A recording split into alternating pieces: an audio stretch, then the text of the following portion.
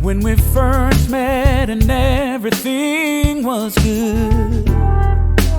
You were so sweet as the fresh morning dew, and I knew you were the one for me. Steve Aggasild with SoulAndJazzFlavas in conjunction with Soulstrutter, the UK's #1 soul music blog. Truly, today we have a transatlantic conversation. Mays have been the soundtrack to most soul music fans for over 4 decades, and they are legends, of course, of the industry.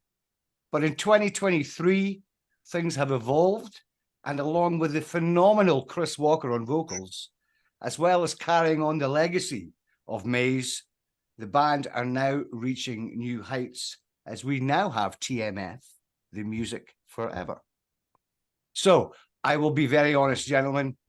I'm slightly overwhelmed with having you in joining us today. So thank you so much. And just huge congratulations on the new single. Thank you. Thank you. Thank you. So, making love to the music. How did that all come about? Who wrote it? And when was that started to be composed and go in the studio? Somebody take the lead, please, if you wouldn't mind. I think Chris can answer that. Okay. Well, I wrote it. Just backtrack for a second. You know, I'm a huge fan of these guys. I've been a huge fan for so many years. And of course, when they approached me about considering being the lead singer, I was over the moon, as you can imagine. Sure. But making love to the music, I wrote it, and actually with these guys in mind, but believe it or not.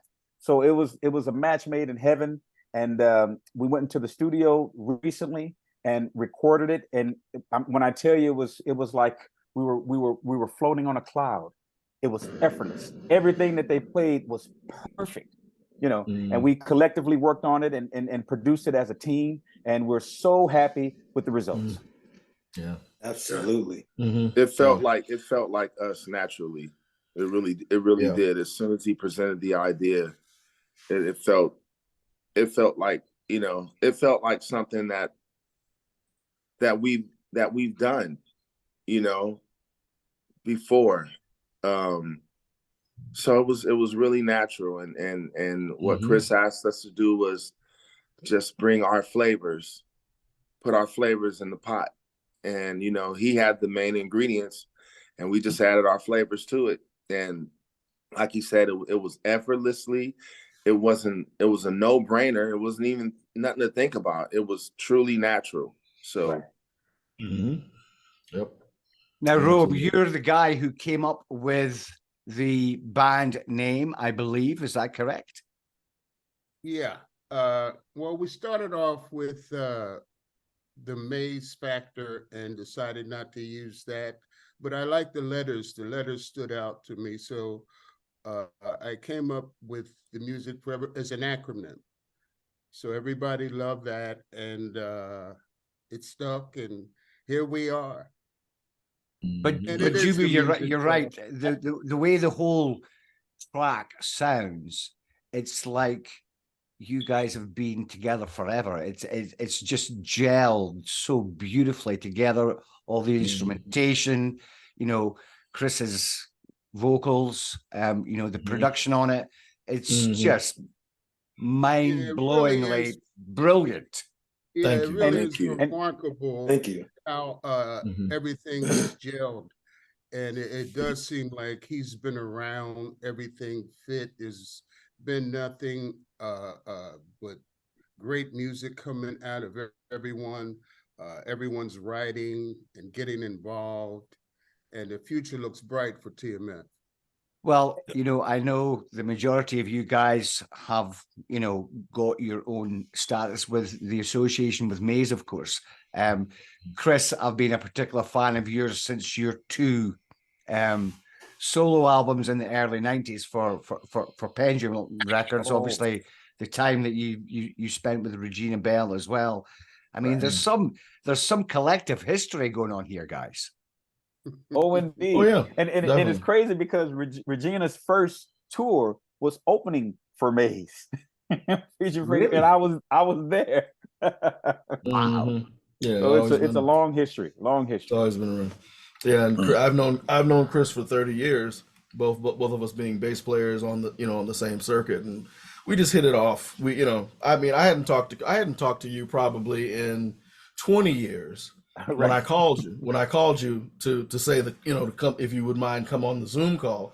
And of course, And what's funny, I you. just want to say, Yeah. so when he calls me, he says, "Hey, Chris, I don't know if you remember me, but this is Larry Campbell." I'm like, "What? I remember you? Are you kidding me? I'm a fan. What are you talking about?" But that just goes to show his humility and how humble he is, Yeah, and I I didn't can add on to this narrative. My girlfriend, my lady, was scrolling and just looking at different artists and things that she does on her phone. And she saw Chris singing We Are One. And she said, check this guy out. You got to hear him. And I listened and saw him, and it was just incredible, beautiful voice. And I called Bear. Bear knew him. And the rest is history. He came aboard and he gave us his history about being with Regina Bell, and I remember him being with her on that tour, and it's been a blessing since. It really has. It's been so comfortable, and he's so gracious, humble. Just a beautiful cat. It's a beautiful cat with wings. Yeah. I'd like to add to that too, man. That we when I met Chris, I was with Maze. I was just amazed at how talented he was, to be honest with you, man. The bass playing was crazy. Then he started singing. I was like, to be honest, I was like, what is this dude doing here? Like he was a solo artist to me back then. He stood on his own back then. He stood out back then. And, it was the funny thing about it is each one of us in Maze, we all have our own solo music as well. Yeah. So it was kind of like, I just felt like it's a super group. We just needed a super front man, and like Rome said, when Nell saw, Chris had done that song during the pandemic just to uplift people, because that's the type of person he is, And when we saw it, I was like, yeah, that's easy. Because I had met him, I had talked to him. I don't even know if he remember us conversating, but it was like just in passing. But I just remember like, man, this dude is so great, yet he's so humble. You don't really find that all the time. You just don't find that all the time.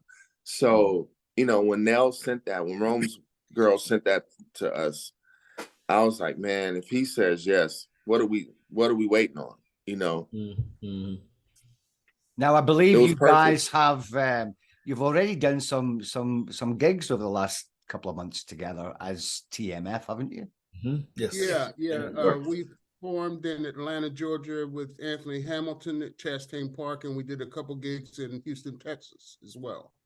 Father's Day was the first. Our first show together was Father's Day. Okay. Of this year.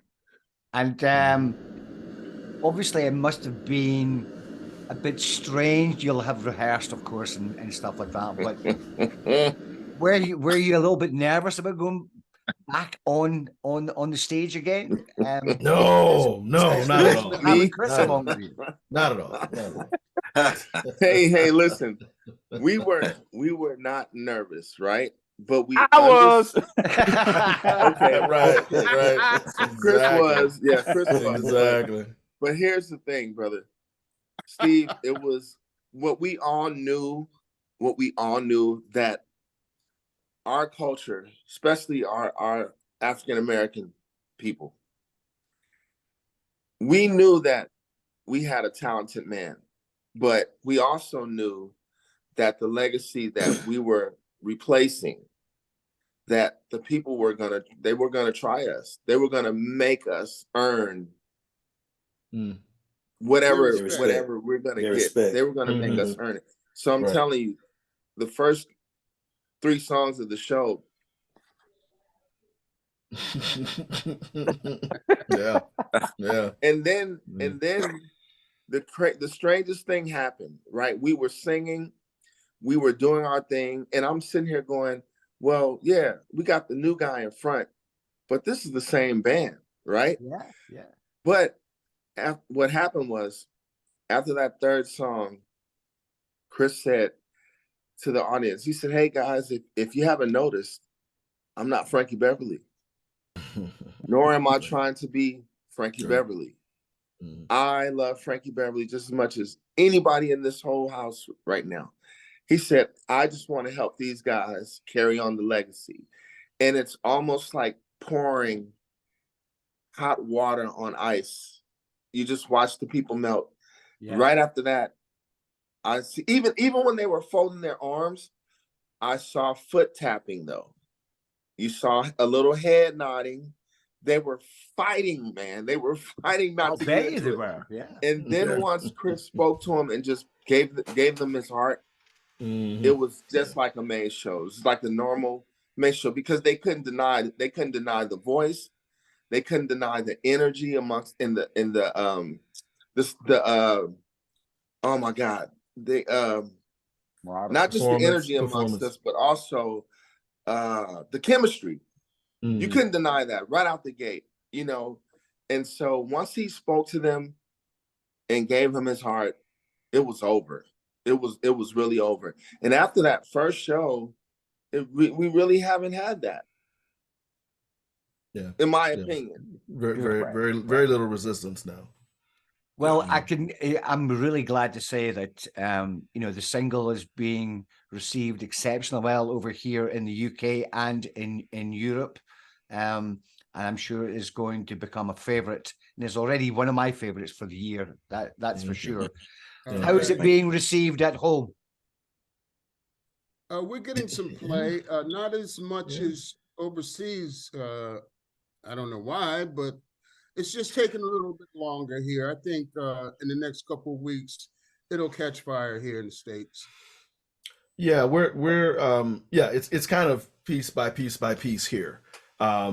We started, I sent it out to a few different DJs because it's got this, you know, it's got this sultry steppers vibe to it. So I'm from Chicago, you know, I'm in Chicago, so it's, you know, so is Daniel, but so it's tailor made for that. So it's definitely a steppers tune. Yeah, I sent it out to a few stepping DJs, and one in particular, DJ Freddie. I can't think of his last name, but anyway, but DJ Freddie, he flipped out. He's like, I'm going to break this record here in town. I'm going to give it to everybody. And he has really been one of the boosters in the Midwest to get it out to his other stepping DJ partners. And he's like, I don't know if I told y'all this. He said, yeah, man, I can see that platinum on my wall. I really want that. I want that platinum on my wall. So yeah, so it's like that. We've got pockets of DJs in different regions of the country here in the U.S. that are coming on board. It's a slower process, like you said, but it's coming. And Steve, another thing, it's making more noise over there. I mean, we just got a number 1 on a chart in the UK. Well, what I want to say is that unfortunately, music that we're still creating, it doesn't pick up in the US like it does overseas. I knew that from the beginning. Yeah. It's a real band creation. And you know, the music that's being played in America, it's just not that anymore. You know, and so I expected for it to happen overseas. And the band, the guys will tell you in the band, I tell them all the time, as soon as we put our minds to go overseas and start performing, we may not ever get home, because that's who still loves this kind of music. They're still buying vinyl overseas, praise God, you know. So this is what I expected. And I expect what happens is similar to Macy Gray. The US finds out, and then they're mad because they're behind. Then they catch on, you know. But I expected it to happen this way. to be Yeah, honest. daytime radio in the States, R&B is very, very different to, gosh, 10, 15 years ago. So, you're maybe going to probably have to rely on the guys and the girls who are doing, quiet storm, slow jam shows at nighttime to get air, and then hopefully maybe some of the drive time jocks will start to pick up on it and all that kind of stuff. It is what it is these days, but there's no denying, the musicianship from everyone in this particular project, because it is just wicked. And the feedback on social media has been all positive. I mean, people absolutely love it. So absolutely. that's a good thing. And of course, that's something, I've been very fortunate to be playing, soul music and radio here in the UK now this is my 41st year that I've been on radio playing soul music. Wow. Congratulations. Thank you. I'm very fortunate that I've been able to do that. And of course, back then, we didn't have social media and all that kind of stuff. Record companies had departments and who dealt with promotion and actually mailed out records and all that kind of stuff. Yeah. So social media these days is absolutely massive, and Chris, you're right. Social media is probably, the platforms that make or break music these days across all genres. Right. Yeah. And the difference between Europe and the States is, and I lived in London for 3 years. I lived in Shepherd's Bush. Oh, wow. Okay. Yeah. And people there just are music lovers. They really are in Europe. That's why, I was over there and I listened to different kinds of music, and they were hit records, #1 song that you never hear in the States. Yeah. I think that's why a lot of jazz cats go over there and live and stay, because they're purists. They are music lovers. And we have so much of it, we take it for granted. And I think the culture now, I call it microwave culture, because they want everything immediately, right away, and quick results. Those days of working and earning it and paying dues. I came up in the 60s and the 70s, that era. Recording is real. Nowadays, a musician is somebody that can work with a keyboard, is computer savvy. You're a musician. What? How is it? But it's true. It doesn't take much now to become a star. One hit wonder, millionaires. You got kids that just come up with hooks. And the culture now, especially in the States, they eat it up. Auto-tune. Someone that can't sing a lick, now's a singer. Yeah. And they go and sell concerts, and the kids love them. And see, one of the beautiful things about TMF is the fact that when we go into the studio, we do a full take of the song. It's not, piecemealing it together. It's like we're real musicians, and we can go from top to bottom, which rarely happens anymore. Yeah. You don't. That's why it feels so good. You see, and you don't hear that. You don't hear that in music today, and that's one of the things I think is missing. And I think you can certainly tell when you start listening to Making Love to the Music. It's just got that vibe about it. It's just got that old school vibe about it, but it's Steve, 2023 vibe as well. And but also is making love to the music. We're not going to stop making love to the music. Everything we play, we're making love to those songs. Trust me. Well, another reason why it's taking a little longer in the States to pick up, it has a bridge in it. Okay. It's a complete song, Yeah, I've got you. And today, what they want is an 8-bar loop, man. That's what the world. That's what America is pushing. It's an 8-bar loop, and have we said, hey man, let's get naked and just have sex to the music, maybe it would pick up even quicker. But you know, we're deciding to continue a legacy of elegance. You know, we're all men of God. So my thing is that we're gonna always write songs that we can play for our mothers, if our mothers are still alive, our fathers whose ever fathers are still alive.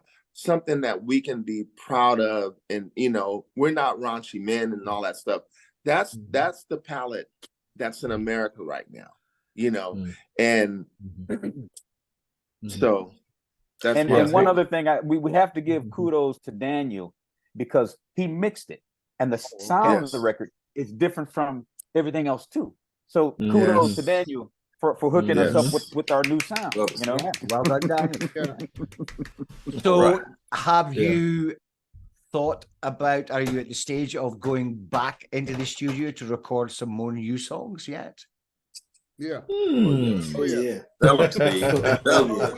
We're working on an album, which hopefully will come out sometime next year. And then there's individual projects as well that are always happening with guys that are doing their own thing. Of course, yeah. Yeah, but TMF is definitely coming out with an album next year. Oh yeah. Early next year. Yeah, first quarter. First quarter. Next year. Okay. First quarter next year. Yep. Now I mentioned earlier. I'm not sure if all the guys were on, but I did mention earlier that I saw the original band back in 86, 87 in Edinburgh, and Chris also mentioned that he'd been in Edinburgh previously on some other gigs as well. What is the likelihood of you coming to UK, Europe in 2024 to perform live? Well, very I think likely. It's up to promoters, basically. You know, we're ready. I think it would be great to come over there and start our tour and come back to the States on fire. So it's basic. We've talked to I don't know if you know Mario Krieger, but he's in touch with George Leitner and a few promoters there. So right now we're just waiting to hear if anyone's interested, and of course if they are, we'll work out the numbers and whatever we need to. But we'd love to come over there. It's just a matter of logistics and who wants to see us, venues, of course. But we're ready to come. I mean, Going over to the UK. yeah, I mean, you'll have the necessary contacts. And you know, when we were over there, we sold out Hammersmith. 10 straight nights. We broke Elton John's record. Yeah, that's serious. That was a good time, man. I know you remember. Was it? The 80s? Was it the 80s? Yeah, 80s. Would that have been 80? Was that just? Oh gosh, 86, 87. Was that when you came up to Scotland? You did Edinburgh for one night. Yep. So I think that was the same tour. Oh, we were on fire, man. Great time. Yeah, absolutely. We stayed over there for months. So I've been preaching to the band from as soon as we started TMF. They will have to tell you, I've been preaching to the band. As soon as we get overseas, our lives will change. Yes, it will. Trust I me, have been preaching that from the beginning of this band's inception. They must give me that credit. Yes, you're right. You're right. Yes, indeed. That's going to be a great time, especially for those people, because see, they've seen us here in the States. They haven't seen us over there since the 80s. exactly, Come on. exactly. Come on now, let's go. And they'll know what to expect now with social media, having seen the video of the new song, hearing it on the radio now as well. Because back then, of course, radio play, even here in the UK, was very, very specialized, very, very specialized. But with internet radio now that I'm heavily involved in, that's so different. So people back here will be really, really looking forward to see you guys back in the UK for sure. Yeah. We can't wait. We can't wait. Yeah. Absolutely. And another thing I wanted to just touch on is that you're getting a new TMF album with all new songs of this band, and you're also getting the big Maze hits too. And I know that there was always a want for Maze to come over more, and we just never did for some reason now. So now that's over. We're going to be able to hear those hits along with the new hits that are coming. You know, that's what I'm most excited about. Putting that show together where you can reminisce and you can also be enlightened on the new sound, you know.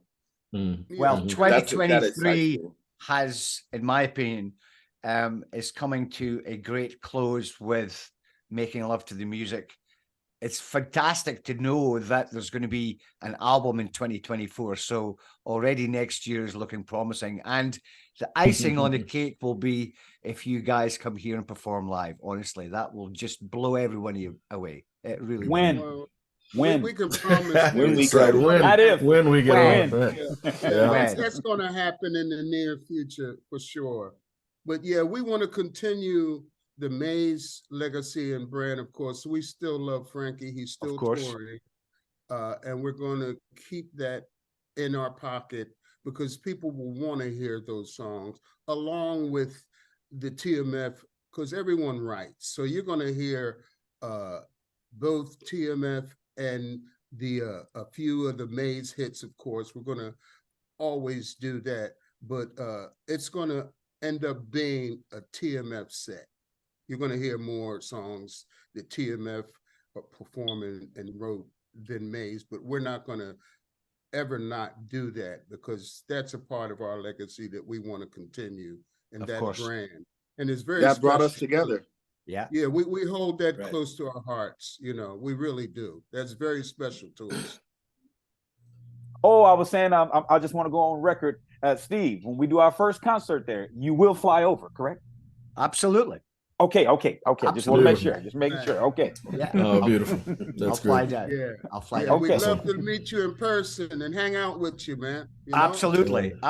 That would be an honor. Absolute honor. An absolute honor. And there's a few of us that are fans of Amsterdam as well, Steve. So, you know, get us there and we'll definitely get there as well. You said you had promoter friends, so we're going to hold you to that as well. Okay. Yeah, I think Amsterdam will definitely be included in the countries we'll play. Once we go over there, we're going to Germany, France, you know, UK. Yeah, everywhere. We'll be over there. Just fabulous. But it's going to be a couple months. Once we're over there, you know, it's going to be, you're going to love it. Those who haven't been, you know, it's going to be special, especially with TMF. Yeah. Well, TMF, the music forever. Can I say I am still very much overwhelmed to be in your presence today, gentlemen.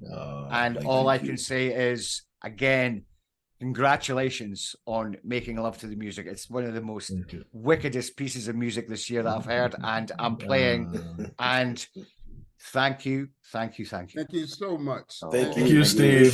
Thank you very much for your support and putting it out there. We really appreciate you, man. Appreciate that. Thank you for having us as well. Yes, indeed. We really do appreciate this. Yes, indeed.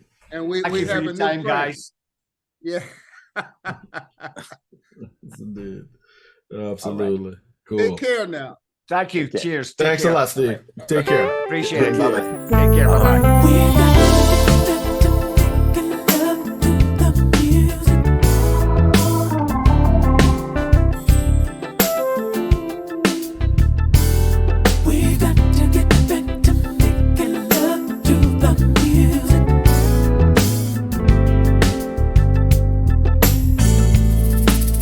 Have you ever thought about the day